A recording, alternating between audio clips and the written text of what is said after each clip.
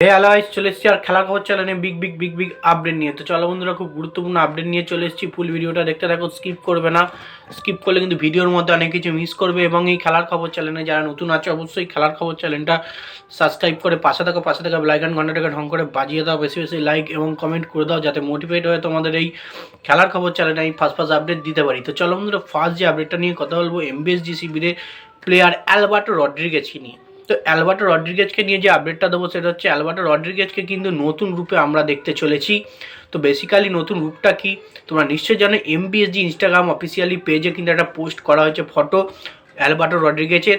সারা শরীর কিন্তু একদম মানে যাকে বলা হয় কপার হয়ে গেছে, মানে ট্যাটুতে ভর্তি। নিজেকে একটা অন্যরকম মনস্টার রূপে কিন্তু ধারণা করতে চলেছে।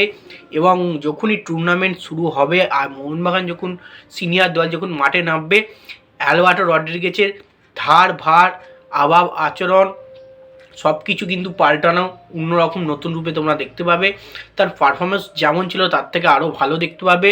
সে নিজেকে আরও প্রস্তুতি নিচ্ছে, তৈরি করছে এবং তার সঙ্গে তার রূপটাকেও কিন্তু চেঞ্জ করে রাখছে, যাতে প্লেয়াররা তাকে না খুব তাড়াতাড়ি ধরে নিতে পারে সে কী স্ট্র্যাটেজিক্সের প্লেয়ার। তো সেই কারণে অ্যালবার্টো রড্রিগেজকে আমরা বরাংবার দেখেছি, তাকে কোনো রকমই কোনো প্লেয়ার ধরতে এখনও পর্যন্ত পারেনি। সে অসাধারণ পারফরমেন্স করে গেছে। যেমন ডিফেন্সে দুর্দান্ত ডিফেন্স করেছে, লম্বা তার হেডেও সে গোল করে এসছে। এবং একটা স্ট্রাইকারের যেটা করার কথা সেটা কিন্তু একা ডিফেন্ডার হয়ে কিন্তু মোহনবাগানকে প্রচুর ম্যাচেস জিতিয়েছে অ্যালবার্টো রড্রিগেজ। এবং হেডে কিন্তু প্রচুর গোল করেছে, তার কারণ তার হাইটের তার সুযোগ সে কিন্তু নিয়েছে। তো দেখা যাক অ্যালবার্টো রড্রিগেজকে নতুন রূপে আমরা কীভাবে দেখতে পাই। তো এবার যে আপডেটটা নিয়ে কথা বলবো, খুব গুরুত্বপূর্ণ আপডেট। তোমরা নিশ্চয়ই জানো এমবিএসজি শিবির কিন্তু এএফসি থেকে ব্যান খেয়েছে। সেই ব্যান তোলার কাজ কিন্তু শুরু করে দিল সঞ্জীব গোয়েঙ্কা স্যার। তো গোয়েঙ্কাই একমাত্র পারে যে এই ব্যানটা তুলতে। তো সেক্ষেত্রে যতটা সম্ভব জানা যাচ্ছে যে ব্যান যতই তোলার কাজ শুরু করুক, এই এএফসি দেয়া ব্যান কিন্তু তোলা অত সহজ নয়। এবং 2 বছরের ব্যান দিয়েছে, তার সঙ্গে নাকি কিছু টাকার জরিমানাও করা হয়েছে, যেটা খবর সূত্রে জানা যাচ্ছে। সেটা কতটা সত্যি তা কিন্তু জানি না। প্রায় 50 লাখ টাকার মতো কিন্তু জরিমানা মনে হচ্ছে করা হয়েছে। যদি কনফার্ম হয় তোমরা আবারও আপডেট তোমরা পেয়ে যাবে। কিন্তু এইটুকু তোমরা জেনে রেখে দাও, সঞ্জীব গোয়েঙ্কা নাকি এই এএফসির ব্যান্ডটা তোলার কাজ শুরু করেছে। সে যত টাকাই লাগুক এএফসির ব্যান্ড কিন্তু তুলবে, এমনটাই কিন্তু জানানো হয়েছে। তো দেখা যাক। অবশেষে আমরা তো মনে হচ্ছে যে এএফসি ব্যান তোলা অতটা সহজ নয়। তো এএফসির থাকবে 2 বছরের, হয়তো ব্যানটা হয়তো 1 বছর করতে পারে, এরমই কিন্তু একটা কিছু জিনিস হতে পারে। তো সেই কাজই কিন্তু চালু করেছে সঞ্জীব গোয়েঙ্কা স্যার, যেহেতু মোহনবাগান শিবিরকে এতটা পরিমাণে ভালোবাসে সেই কারণেই। তো যাই হোক, নেক্সট যে আপডেটটা নিয়ে আমরা কথা বলবো সেটা হচ্ছে খুব গুরুত্বপূর্ণ আপডেট।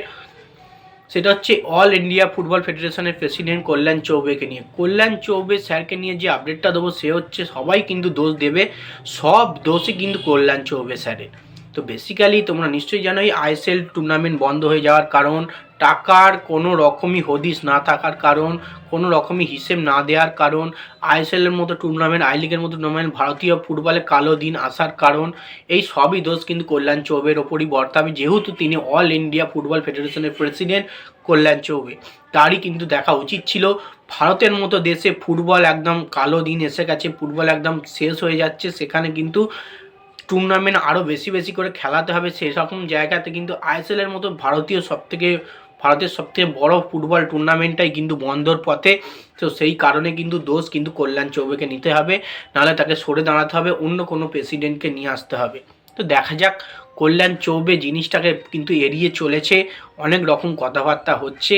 আইএসএলের কোনো রকম কিন্তু সুরাহা তিনি করতে পারছেন না, এবং এফএসডিএলের সঙ্গে সব কিছু ছিন্ন হয়েছে খবর সূত্রে যেটা জানা যাচ্ছে। এবং যে আপডেটটা নিয়ে এবার কথা বলবো, যে আইএসএল নিয়ে কিন্তু ঘোষণা এসছে, এমনটা কিন্তু আমি লিখেছি। তো আইএসএল নিয়ে কি ঘোষণা এসছে তোমরা নিশ্চয়ই জানো। কাল কিন্তু একটা ক্রীড়া মন্ত্রকের সঙ্গে প্রতিটা ফুটবল ক্লাবের ম্যানেজমেন্টের কিন্তু একটা মিটিং ছিল।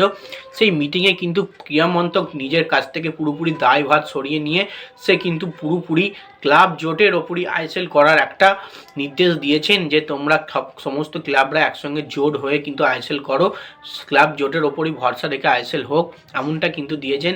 এবং কালকে একটা ছোট্ট করে মিটিং ছিল, সেই মিটিংয়ে কিন্তু এমনটাই বেরিয়ে এসছে ক্রীড়া মন্ত্রক এবং প্রতিটা ক্লাবের যারা ম্যানেজমেন্ট যারা হেড ছিল তারা কিন্তু ছিল। তো এইসব জিনিস কিন্তু হচ্ছে, কোনো রকমই কোনো স্পন্সরশিপের কোনো রকম সুয়ারা আসেনি। যদি আইএসএলের যে সমস্ত দল আছে তারা যদি একসঙ্গে জোট হয়ে আইএসএল করতে পারে তাহলে আইএসএল হবে, এমনটাই কিন্তু কালকের মিটিংয়ের পর জানা গেছে। এবং আজ 20 তারিখ কিন্তু ফাইনাল মিটিং হবে, দেখা যাক কী ঘোষণা আসে। তো যাও বন্ধুরা, এই আপডেট ছিল। ভিডিওটা ভালো লেগে থাকলে লাইক কমেন্ট শেয়ার সাবস্ক্রাইব করে পাশে থাকো। চলো বন্ধুরা, বাই, আবার নেক্সট ভিডিও দেখা।